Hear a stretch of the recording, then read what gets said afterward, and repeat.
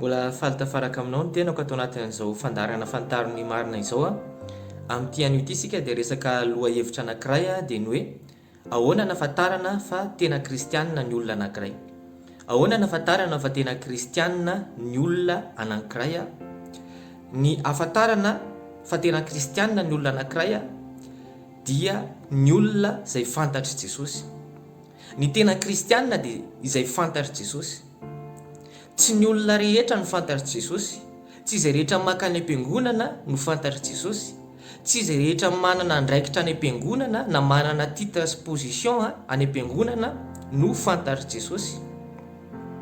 Satria Jesosy dia milaza ao Matthieu 7 ny 1:2 ka hatramin'ny 7:20 izy dia milaza hoe tsy izay rehetra manao amiko hoe tompoko no hiditra ny fanjakan'ny lanitra, fa izay manao ny sitrapon'ny raiko izay any an-danitra.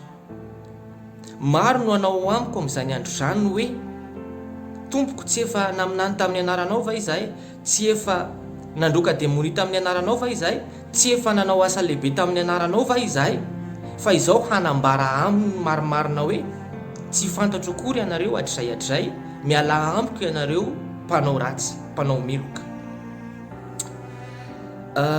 Arak'izany tenin' Jesosy zany dia misy olona tsy fantatry Jesosy. Misy olona zany izay nanao ny asan'Andriamanitra hoe tsy efa namoaka demonia tamin'ny anaranao va izahay, tsy efa naminany tamin'ny anaranao va izahay, tsy efa nanao asa lehibe tamin'ny anaranao va izahay, fa Jesosy dia mamaly mihitsy izy amin'io fotoana io hoe tsy fantatro akory ianareo _hatrizay. Ary zavatra mbola ho avy io, satria ny teniny dia hoe maro no hanao amiko amin'izany andro izany, ary izao hanambara aminy hoe, zany hoe zavatra mbola ho avy io fotoana io, fa maro no tsy fantatry Jesosy zany. Ny tena kristianina dia izay fantatry Kristy, izay fantatry Jesosy. Ho anao izay manaraka ny fandarana, efa tena fantatry Jesosy ve ianao? Satria be dia be ny olona izay tsy fantatry Jesosy. Dia mazava ho azy fa izay fantatry Jesosy ihany no miditra amin'ny fiainana mandrakizay. Izay tsy fantatry Jesosy dia tsy miditra makany amin'ny fiainana mandrakizay. Ka ahoana ary ny atao mba ahatonga antsika ho fantatry Jesosy? Ny tena kristianina dia izay fantatry Jesosy. Ny olona izay fantatry Jesosy dia ny olona izay manana ny tombo-kasen'i Jesosy. Inona io tombo-kase io? Io tombo-kase io dia ny fanahy masina. Ny tenin'Andriamanitra ny amin'ny Efesianina 1 ny 7:20 izy dia milaza hoe rehefa ninonareo izy no nasiana tombo-kase tamin'ny fanahy masina. Ny olona fantatry Jesosy dia izay olona misy tombo-kase ihany no fantatry Jesosy. Any amin'ny Romana 9 ny 7 dia milaza hoe fa raha misy olona tsy manana ny fanahin'i Kristy dia tsy azy izy. Raha misy olona tsy manana ny fanahin'i Kristy dia tsy azy izy. Izany hoe izay rehetra manana ny fanahy masina ihany zany no an'i Kristy, ary izay rehetra ny Kristy ihany no mandova ny fiainana mandrakizay. Ianao ve efa manana ny fanahin'i Kristy? Ianao izay manaraka ny fandarana ve efa manana n'ilay tombo-kasen'Andriamanitra?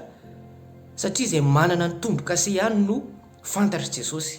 Izay manana ny tombo-kase ihany no fantatry Jesosy. Izay manana ny tombo-kase ihany no hitsenan'i Jesosy any amin'irao ny lanitra rehefa tonga any amin'irao ny lanitra Jesosy. Mila mandray ny tombo-kase ianao.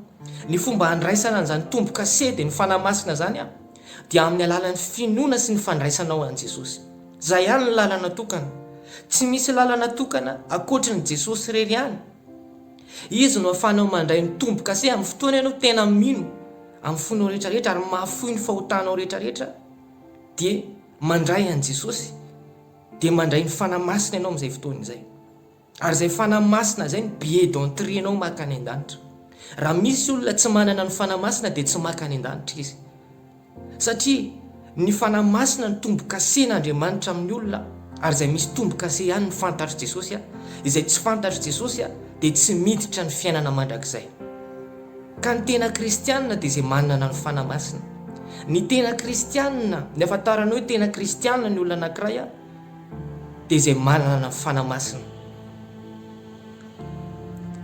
Tsy asa no hamonjena antsika, tsy amin'ny alalan'ny asa ataontsika na ny fanomezana izay omentsika no hamonjena antsika, fa ny tenin'Andriamanitra dia milaza mihitsy hoe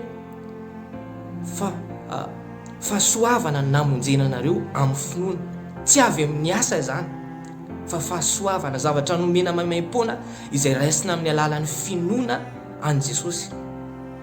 Ary ny fanamasina dia zavatra nomena maimaim-poana, nomen'Andriamanitra antsika maimaim-poana amin'ny fotoana antsika nandray sy nino an' Jesosy dia nandray ilay tombo-kase dia ny fanamasina. Ary izay fanamasina izay no ahatonga an'Andriamanitra ahafantatra anao, ahatonga an' Jesosy ahafantatra anao ka ahatonga anao ho mpandova ny fiainana mandrakizay. Izay ny fandaharantsika tamin'ity anio ity dia mirahasoa antsika rehetrarehetra.